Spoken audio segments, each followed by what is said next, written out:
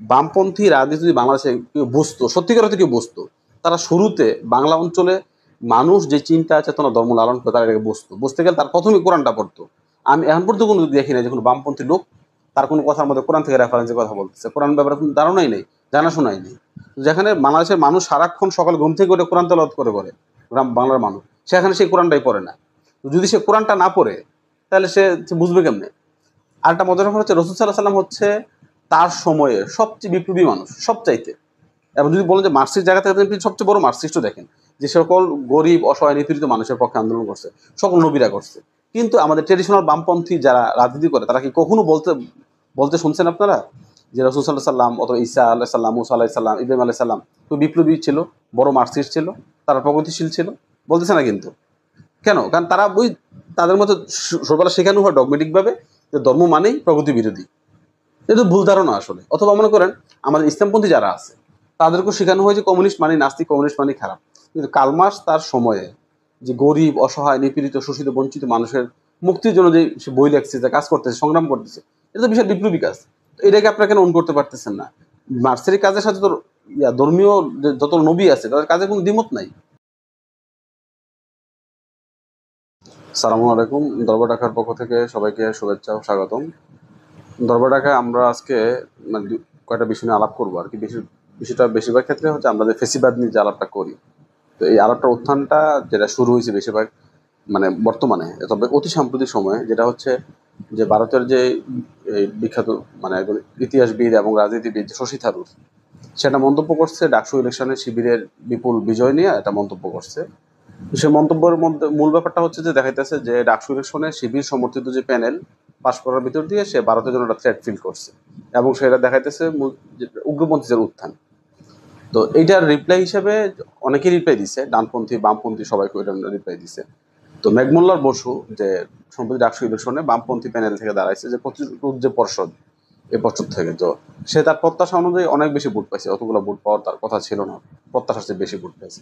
তো সে এটা সুন্দর একটা রিপ্লাই দিছে। তো রিপ্লাইটার মধ্যে কিছু আমাদের নোট আছে, নকতা আছে আর কি। নকতার একটা ব্যাপার হচ্ছে যে ডাকসু ইলেকশন উপলক্ষে যে ইয়াটা হয়েছে, শিবিরের বিশাল বিজয় হয়েছে, অনেকে জায়গায় দেখাইতেছে যে আসলে ডানপন্থী উত্থান। তো আমরা দেখি যে তো জুলাই গণ অভ্যুত্থানে যারা ডানপন্থী রাজনীতি করছে বাংলাদেশের, ইসলামপন্থী যারা রাজনীতি করছে, তাদের বিশাল বড় একটা ভূমিকা আছে জুলাই গণ অভ্যুত্থানে। তো প্রত্যেকটা বিপ্লবের একটা সাইড ইফেক্ট আছে। তো সেই সাইড ইফেক্টে আমরা দেখি যে যারা জুলাই বিপ্লবে ইসলামপন্থী, যারা অনেকটা এক করতে সালাফি ইসলামপন্থীরাও বড় ভূমিকা রাখছে। তো তারা জুলাই অভ্যুত্থানের পরপর প্রচুর মাজার ভাঙে। তো এই মাজার ভাঙে এবং ইসলামের যে ভিন্ন যে চিন্তা মতাদর্শ আছে, এটার উপর এক ধরনের একটা মানে দমন নিপীড়নের চেষ্টা তারা চালাইছে। এই চেষ্টাটা যে শুধু যে ধর্মীয় জায়গা থেকে চালাইছে ঠিক এমন না। এটা আসলে আমরা দেখি যে আওয়ামী ফ্যাসিবাদী আমলে মাজার কেন্দ্রিক যে ইসলাম চিন্তাটা, সুফি ও সুন্নি ইসলামপন্থী চিন্তাটা, এটার অনেকাংশেই এটা আওয়ামী ফ্যাসিবাদের এক ধরনের ছিল, মানে পৃষ্ঠপোষক ছিল। এবং আওয়ামী ফ্যাসিবাদ উৎপাদনের ক্ষেত্রে তাদের বড় একটা ভূমিকা আছে। তো এই দিক থেকে মাজারটা ভাঙা হয়েছে। অ্যাট দ্য সেম টাইম আবার সালাফি ইসলাম যেভাবে ওয়াহাবি ইজমের যে প্রভাব আছে, যে মাজার ভেঙে ফেলা, মাজার ঘুরাই ফেলা, মানে একপাক্ষিক যে ইসলাম বোঝাপড়াটা, এটাও এক ধরনের ফেসিবাদী চিন্তা। তো এটার উত্থান হয়েছে। তো আমি বলতেছি যে মাজার ভাঙার ব্যাপারটারে শুধু যে মানে ধর্মজাতির জায়গা থেকে ভাঙছে তা না, এটা একটা পলিটিক্যাল জায়গা থেকেও মাজারটা ভাঙা হয়েছে, যে তারা একসময় ফেসিবাদের দালালি করছে, তো যার ফলে তাদের উপর জুলুম নিপীড়নটা করতেছে। তো এটাকে শুধু ধর্মীয় জায়গা থেকে ফ্রেম করার কিছু নাই। আর একটা হচ্ছে যে এই অনেকে দেখে অনেকের একটা সন্দেহ হচ্ছে যে জুলাই গণ অভ্যুত্থানের পরবর্তীতে যে ইসলামিস্টদের মধ্যে অনেকেই, ইসলামিস্টও না আসলে সব মানুষই যারা অভ্যুত্থানের পক্ষে শক্তি, তারা অনেক হিন্দুদের সাথে একটা কনফ্লিক্টে জড়াইছে। এটা আসলে হিন্দুদের সাথেও না, আসলে যেই হিন্দু নেতারা আওয়ামী ফেসিবাদের সাথে জড়িত ছিল তাদের উপর একটা হয়েছে, জুলুম নিপীড়ন হয়েছে। এটা হওয়াটা খুবই স্বাভাবিক, কারণ তারা ফেসিবাদের সাথে জড়িত ছিল। তো এটার প্রত্যেকটা বিষয়ের আসলে একটা মানে স্পেসিফিক ব্যাপার আছে, এটাকে অন্য একটা ফ্রেম দিয়ে এটাকে ব্যাখ্যা করলে এটার মূল এসেন্সটা হারাই যায়। তো মূল আলোচনা ছিল যে মেঘমোল্লার বসু যেভাবে শশী থারুরকে রিপ্লাই দিচ্ছে জানিয়ে যে ফেসিবাদের ব্যাপারটা নিয়ে, যে সে মেঘমোল্লার বলতেছে যে ভারতেও যে ধর্মীয় যে উগ্র হিন্দুত্ববাদ যেটা হয়েছে, আপনি আপনার দেশেটা ঠিক করেন, বাংলাদেশে উগ্র হিন্দুত্ববাদ মানে উগ্র মুসলমানিত্ববাদ ইসলামবাদ তৈরি হয়েছে, এটা নিয়ে আপনার কনসার্নটা পরে হইলেও চলবে, আগে আপনি আপনার নিজের দেশটা ঠিক করেন। আপনার দেশে মোদি হ্যাঁ ধর্মীয় ফেসিবাদ করে রাখছে, জাতিবাদী ফেসিবাদ তৈরি করে রাখছে, আপনার তাদের কিছু করতে পারেন নাই। টানা ৩-৪ বছর সে টার্মে ক্ষমতা আছে, কিছু করতে পারেন নাই। তো আপনি দেশে নাক গলানোর কিছু নাই। তো সে যে জায়গা থেকে আরেকটা পয়েন্ট বলতেছে, সে নিজেকে দাবি করতেছে সে যে সে প্রগতিশীলদের প্রতিনিধি বাংলা ঢাকা ইউনিভার্সিটিতে। আর একটা হচ্ছে যে সে ইসলামো ফেসিস্ট টার্ম ব্যবহার করছে। টার্মটার মধ্যে আসলে কারা কারা ইসলামো ফেসিস্ট সে পুরোপুরি ব্যাখ্যা করে নাই। আরেকটা যেটা আমার যে ব্যাপার, যে সে বামপন্থা মানেই আমাদের চিন্তার মধ্যে একটা ব্যাপার আছে যে বামপন্থা মানেই হচ্ছে যে প্রগতিশীলতার পক্ষে শক্তি, আর ধর্মীয় গোষ্ঠী মানেই তো ধর্মের সাথে যারা রাজনীতি করতে চায়, বোঝাপড়া করতে যায়, তাদেরকে একটা আমরা বলে ফেলি যে এই প্রগতিশীলতা বিরোধী। হ্যাঁ, এই জায়গা থেকে তো ব্যাপারটা আসলে ঠিক এইটা না। বামপন্থা মানেই যে খুব প্রগতিশীল, ব্যাপারটা এমন না। প্রগতিশীল ব্যাপারটা মানেই হচ্ছে আসলে সবসময় যুগের তালে তালে মানুষের চিন্তা, চেতনা, আইডিয়া, মতাদর্শকে পরিবর্তন করা। এটা যে করতে পারে সেই প্রগতিশীল হয় যুগের তালে তালে। ঠিক আছে? তো এই দিক থেকে আসলে বাম প্রত্যেকটা আইডিয়া, প্রত্যেকটা চিন্তা, প্রত্যেকটা মতাদর্শ যখন থেকে উদ্ভব হয়, যাই উদ্ভব করে, সেটা আসলে বিপ্লবী আইডিয়া হিসেবে উদ্ভব হয়। কিন্তু পরবর্তীতে এটা যখন যুগের তালে তালে অথবা যেই স্থানকালে যায়, ওই স্থানকাল অনুযায়ী যখন সেটা পরিবর্তন করতে পারে না, সেটা তখন একটা বদ্ধ কুয়ার মতো হয়ে যায়, এবং এটাকে সে একমাত্র ইউনিভার্সাল আইডিয়া মনে করে, এবং এটা ফেসিস্ট হয়ে ওঠে। এটা ধর্মের ক্ষেত্রে আছে, এটা বামপন্থার ক্ষেত্রে আছে। বামপন্থার ক্ষেত্রে যদি আমি দেখি যে মার্ক্স যে অর্থে বামপন্থা বুঝে, এই অর্থে কিন্তু লেনিন তারা এই অর্থে বুঝে না। অর্থাৎ লেনিন তার যে বামপন্থা সে রাশিয়াতে অ্যাপ্লাই করছে, এটাকে যখন আপনি আবার হুবহু বাংলাদেশে আমরা অ্যাপ্লাই করব, বাংলাদেশের ভূগোল, মানুষ, চিন্তা, ধর্ম, বোধ, উপলব্ধি, কালচার না বুঝে, সেটা আরেকটা আবার ওই ফেসিজম, ওই যে রাশিয়ান বামপন্থা আমরা সরাসরি বাংলাদেশে অ্যাপ্লাই করতেছি। এট দ্য সেম টাইম যে ইসলামেরও এমন একটা লম্বা একটা ইতিহাস আছে, বিকাশ আছে। ইসলাম যে অঞ্চলে যায় সেই অঞ্চলের অতটা রূপ নেয়। তো এই রূপটাকে যখন আমরা একটা এই রূপ না মানতে পারি, পরিবর্তন না মানতে পারি, যে ভূগোলের উপর ভিত্তি করে করে ইসলাম পরিবর্তন হয়, এটাকে যদি আমরা ইসলামের কোনো একটা স্থানকালের ইসলাম বোঝাপড়াটাকে অন্য সকল স্থানকালের উপর চাপাই দিই, সেটাও কিন্তু আসলে একটা ফেসিজম হয়, যেটা আমরা সালাফি ফেসিবাদ বলি। যেমন সালাফি ফেসিবাদ মানে কি, যে রসুলের সাহাবিরা যেভাবে ইসলাম বুঝছে এইটাই একমাত্র ইসলাম বোঝাপড়া, আর এর বাইরে কোনো ইসলাম বোঝাপড়া নাই। এর ব্যাপারটা এমন না। আসলে রসুলের সাহাবিরা যেহেতু ছিল মক্কার আশেপাশে আরবের, তো তারা তাদের ওই সময় সবচেয়ে বেস্ট এবং বিপ্লবী বোঝাপড়াটা হাজির করছে। ওই বোঝাপড়াটা ভিন্ন স্থান কাল ভিন্ন সময়ে এটা পরিবর্তন হয়। তো আপনি পূর্বেরটাকে যখন ইউনিভার্সাল বানাই ফেলবেন এবং এটা বর্তমানে চাপাই দিয়ে যাবেন, সেটা ফেসিবাদ, যেটা সালাফিজমরা করতেছে। তো এই সালাফি ফেসিবাদ আসলে আমার বর্তমানে মাজারগুলো ভাঙে, আমরা দেখছি যে মাজার ভাঙার সাথে জড়িত।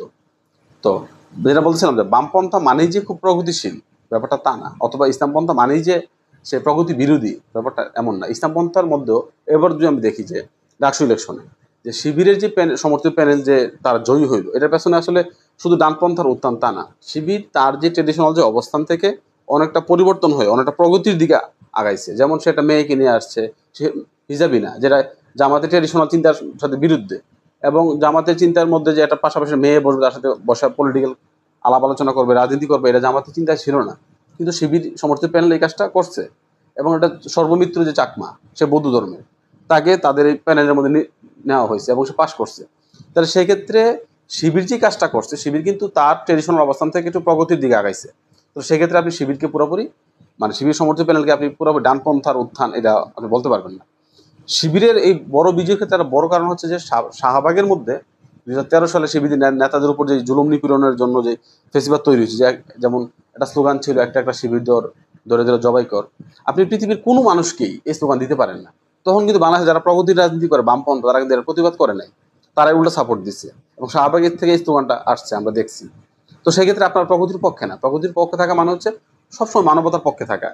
যে যদি আমরা এইভাবেও দেখি যে বামপন্থার সবচেয়ে গুরুত্বপূর্ণ যে আইডিয়াটা, মার্ক্সের আইডিয়াটা, যে ক্লাস কনসাসনেস, যে একটা মানুষের শ্রেণী যদি সে নিপীড়িত, হ্যাঁ, বঞ্চিত শোষিত শ্রেণীর হয়, তার পক্ষে আপনার কথা বলতে হবে। সে যেই ধর্মের হোক, যে বর্ণের হোক, যে আকিদারি হোক।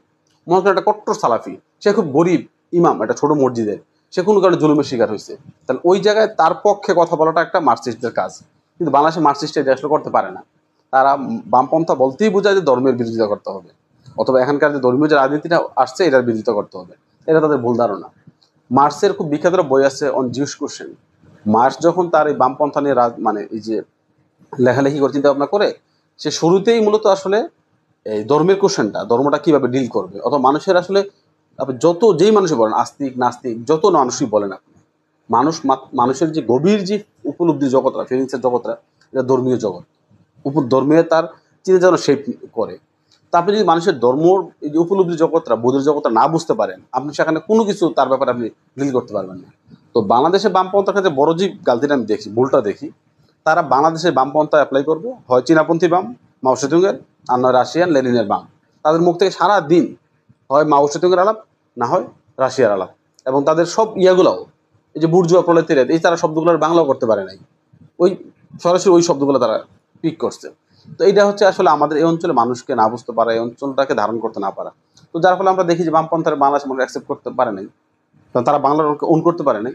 অ্যাট দ্য সেম টাইম ইসলামোফেসিস্ট যে আইডিয়াটা, ইসলামোফেসিস্ট মানে হচ্ছে যে পূর্বেকার যে চিন্তা চেতনা ধর্মবোধ যেটা আছে, এটাকে সরাসরি বাংলার মানুষের উপর চাপাই দিবে, বাংলার নিজস্ব স্থানকাল পাত্র চিন্তাটাকে গুরুত্ব না দিয়ে।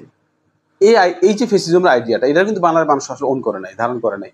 তো শিবির সমর্থিত প্যানেল যেটা জয়ী হয়েছে, তারা আসলে এটা ভাঙছে, তারা কিছুটা চেঞ্জ করছে। আমি বলছি পুরোপুরি পরের তা নাই, কিছুটা তারা চেঞ্জ করছে। তো এটা খুবই গুরুত্বপূর্ণ। তো আরেকটা মজার একটা নোট হচ্ছে যে শিবিরকে যে, অথবা শিবির অথবা ইসলামপন্থী রাজনীতিকে যেভাবে আমরা প্রগতি বিরোধী বলি, আসলে প্রগতি বিরোধী না। আপনি যদি একাডেমিক জায়গা থেকে দেখেন যে ফেসিবাদ হচ্ছে এক্সট্রিম ডানপন্থা, ফেসিবাদের বিরুদ্ধে যারা সংগ্রাম করে, বিপ্লব করে, আন্দোলন করে, তারাই মূলত আসলে বিপ্লবী স্পিরিট ধারণ করে, তারাই প্রগতিবাদী। তো সেক্ষেত্রে আমরা দেখি যে আওয়ামী ফেসিবাদের বিরুদ্ধে আসলে জামাত, শিবির, অন্যান্য ইসলামপন্থী যে পলিটিক্যাল পার্টিগুলো, বিএনপি, হ্যাঁ, তারা এর বিরুদ্ধে সংগ্রাম করে। তো সেক্ষেত্রে তো প্রগতিবাদী রাজনীতিটা আসলে তারাই করছে। সেম টাইম আমরা দেখি যে আওয়ামী ফেসিবাদের যে বয়ান উৎপাদনের ক্ষেত্রে, কালচারাল যে বয়ান উৎপাদন করছে, এর মধ্যে অনেক ইয়া ছিল, মানে যেটাকে বলে মুজিববাদী বাম ছিল, বাম সংগঠনগুলো ছিল। যেটা আমি বললাম যে বাম মানে যে প্রগতিশীল তা না, যদি বাম মানেই প্রগতিশীল হইতো, তাহলে এই বামগুলো বাকশাল উৎপাদনের ক্ষেত্রে বড় ভূমিকা রাখতো না, বাকশালে তল্পিবাহক হইতো না। ফেসিবাদের, আওয়ামী ফেসিবাদের যে আমরা যেটা দেখলাম যে গত 15-16 বছর যেটা হয়েছে, এটা তার পক্ষ দ্বারা নিত না। তো সেই ক্ষেত্রে ম্যাকমোল্লার বসু যেভাবে বলে যে, যদি বলতে চায় যে বামপন্থা মানেই প্রগতিশীলতা অথবা সে প্রগতিশীলতার ধারক বাহক, এটা তার ভুল ধারণা, এটা তার ভুল চিন্তা আর কি। তো তাদের মধ্যে ভুল আছে, এটা সেম টাইম তারা ইসলাম ফেসিস্ট তাদের মধ্যে আছে। তো আমরা যদি একটা সত্যিকার অর্থে সুন্দর গণতান্ত্রিক উদার বাংলাদেশ তৈরি করতে চাই, যে সাম্য, মানবিক মর্যাদা, বৈশ্বিক ন্যায় বিচারে বাংলাদেশ তৈরি করতে চাই, তো সেই ক্ষেত্রে আমাদের আসলে প্রত্যেকটা ধর্ম, মতাদর্শ, সংঘ, সমাজের মধ্যে যে ফেসিবাদের সিনড্রোম কি কি আছে, এটার ব্যাপারে সচেতন থাকতে হবে। কিন্তু আমি যদি আমার নিজের ভিতরে ফেসিজম রেখে আরেকজনের ফেসিজম নিয়ে কনসার্ন হই, এটা আসলে ঝামেলা। তখন লালনের একটা বিখ্যাত কালাম আছে এমন যে, কানার হাট বাজার নামে, যে এক কানা কয় আরেক কানারে চলো এবার ভবু পারে, নিজে কানা পথ চেনে না, পরকে ডাকে বারংবার, এসব দেখি কানার হাট বাজার। তো বাংলাদেশে আসলে প্রচুর কানার হাট বাজার চলতেছে। বাংলাদেশে যারা মানে তথাকথিত প্রগতিশীল যারা বুদ্ধিজীবী, তারা তাদের নিজেদের ভিতরকার যে ফেসিবাদী সিনড্রোম দেখে না, তারা দেখে মাওলানাদের ভিতরকার ফেসিবাদী সিনড্রোম। আর আমাদের মাওলানা যারা আছে, তারাও করে কি, তাদের নিজেদের ভিতরে যে ফেসিবাদী সিনড্রোম আছে, এটা তারা দেখে না, তারা দেখে বামদের মধ্যে দেখে। তো এই ব্যাপারটা আছে। আমি মানে একটা আমার অভিজ্ঞতার, ব্যক্তিগত অভিজ্ঞতার কথা বলি। আমি যখন ঢাকা ইউনিভার্সিটিতে প্রথম ফার্স্ট ইয়ারে দিকে ভর্তি হই, তখন আমি একটা ইয়াতে ভর্তি হই, যে মানে এই কবিতা আবৃত্তির একটা প্রতিষ্ঠানে, চারুবাগ নাম। তো আমি ভর্তি হওয়ার প্রথম দিন ক্লাস করতে যখন যাই, তখন আমি ক্লাস যাওয়ার পরে সালাম দিই, আসসালামু আলাইকুম। তো দেওয়ার সাথে সাথে টিচার যে বলতেছে, না এখানে তো সালাম দেওয়া যাবে না। তাহলে এই যে এই সংস্থাটা চালায় কিন্তু একটা বামপন্থী লোক, মানে বাম মতাদর্শের লোক। তাহলে তার প্রতিষ্ঠানে যখন আমি স্টুডেন্ট হিসেবে গেলাম, সালাম দেওয়া যাবে না, তাহলে কি বলতে হবে, আমার অন্য কিছু বলতে হবে, শুভেচ্ছা বিনিময়, এটা সেটা এই। কেন বলতে হবে? কারণ বাংলাদেশের 90% মানুষের মুসলমানের মানে সম্মান, শ্রদ্ধা, ভক্তি, কারোর যে অভিবাদনের যে সিস্টেমটা, সালাম, সালাম দিলে সমস্যা কোন জায়গায়? তাহলে এই যে আমরা একটা কালচারাল সিস্টেমটাকে এটাই একমাত্র বানাই ফেলছি, এবং এট দ্য সেম টাইম সংখ্যাগরিষ্ঠ মানুষের, বাঙালি মুসলমানের যেই চিন্তা চেতনা ভাব, তার আচার আচরণ, এটাকে আমরা কি করে ফেললাম, হাইড করে ফেলতেছি। তাহলে এই যে আওয়ামী বাঙালি জাতীয়তাবাদ, যেটা আমরা হিন্দুত্ববাদী জাতীয়তাবাদের একটা এক্সটেনশন, তো আমরা এটারই তারা তলবিভাগ ছিল বামপন্থারা। তারা তো প্রগতিবাদী ছিল না। এবং প্রগতিবাদীদের সমস্যা হচ্ছে, আমি জাস্ট একটা মজার একটা ঘটনা বলে দিই, মানে এটা হচ্ছে, মনে করেন কার্ল মার্কসের এই বিখ্যাত যে বই কমিউনিস্ট ম্যানিফেস্টো, এটা যদি আপনি আরবিতে লেখা কোনো বামপন্থীদের কাছে দেওয়া হয়, সেটাকে ছুঁড়ে ফেলে দিবে, সেটা ভাবে এটা কোনো ইয়ার বই, মানে ধর্মীয় উগ্রবাদীদের বই।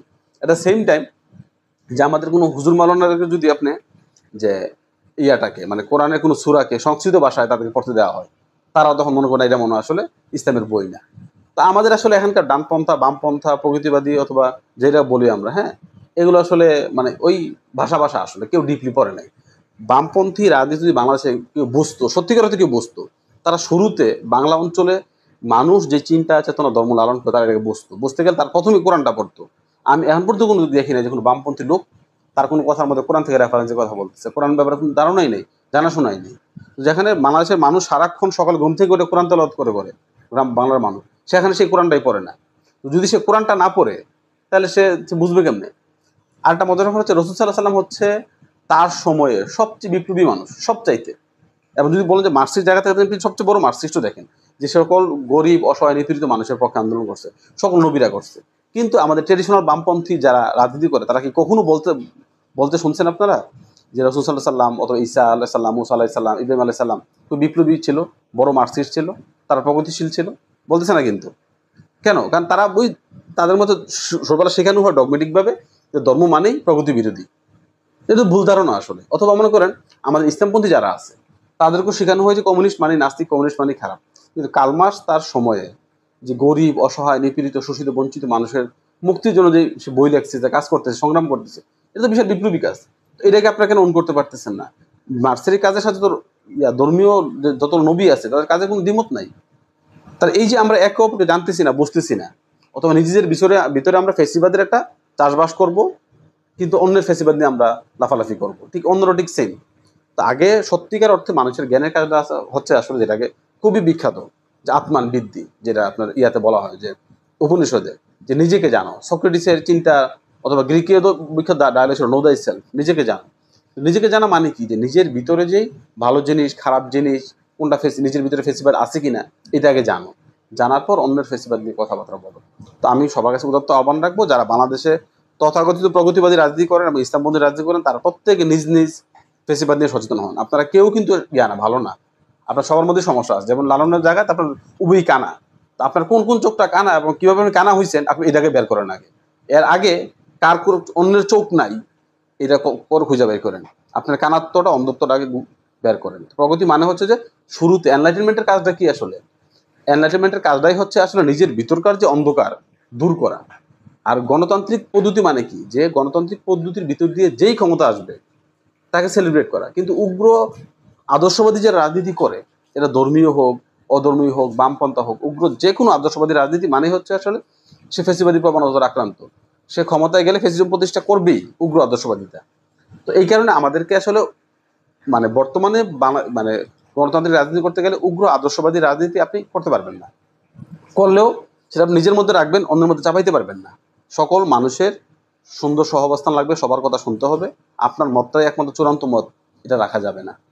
এই হচ্ছে আমাদের কথা আর কি। দরবারটাকে আসলে চায় যে পুরো বাংলাদেশের দরবারের মতো হোক, যেখানে সকল মত পথ চিন্তার মানুষ আসবে এবং আসার আগে প্রত্যেকে যার যার ফেসিবাদী সিনড্রোমটা নিয়ে আলাপ আলোচনা করবে, অন্যেরটা পরে। আগে আমরা নিজের ফেসিবাদী সিনড্রোমটা নিয়ে আলাপ করি। তো এই ভিতর দিয়ে আমরা আসলে সুন্দর একটা বাংলাদেশ গড়ে তুলবো, যে বাংলাদেশটা আমি বারবার বলি এটা হচ্ছে আমাদের সোনার মদিনার আদলে সোনার বাংলাদেশ গঠন করা। ঠিক আছে? সবাইকে ধন্যবাদ। আসসালামু আলাইকুম।